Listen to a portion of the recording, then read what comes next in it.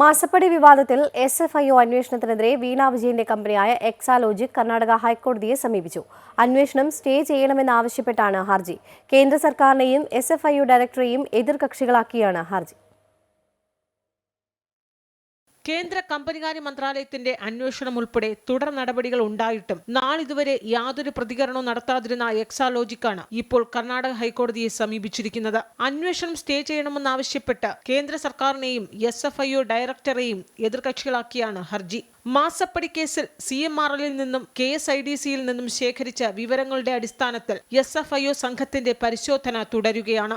SFIOയുടെ പ്രഥമ റിപ്പോർട്ടിൽ എക്സാലോജിക്കിനെതിരെ ഗുരുതര കണ്ടെത്തലുകളാണ് ഉള്ളത്. വീണ വിജയനോട് നേരിട്ട് ഹാജരാകാനോ രേഖകൾ സമർപ്പിക്കാനോ നിർദ്ദേശിച്ച് നോട്ടീസ് നൽകാനുള്ള സാധ്യത എക്സാലോജിക് മുന്നിൽ കാണുന്നു. അതിനാൽ അതിവേഗം നിയമ നടപടികളുമായി മുന്നോട്ടു പോകാൻ എക്സാലോജിക് തയ്യാറെടുക്കുന്നു. അന്വേഷണം സ്റ്റേ ചെയ്യണമെന്നാവശ്യപ്പെട്ട് KSIDCയും നേരത്തെ കേരള ഹൈക്കോടതിയിൽ ഹർജി നൽകിയിട്ടുണ്ട്. ആ ഹർജിയിൽ കേന്ദ്ര കമ്പനികാര്യ മന്ത്രാലയം ഉടൻ മറുപടി നൽകും. വീണ വിജയനെയും എക്സാലോജിക്കിനെയും പൂർണ്ണമായും ന്യായീകരിച്ച കേന്ദ്രത്തിന്റെ രാഷ്ട്രീയ ഇടപെടലെന്ന ആരോപണം ഉന്നയിച്ചാണ് CPM മുഖ്യമന്ത്രിയും പ്രതിരോധം തീർക്കുന്നത്.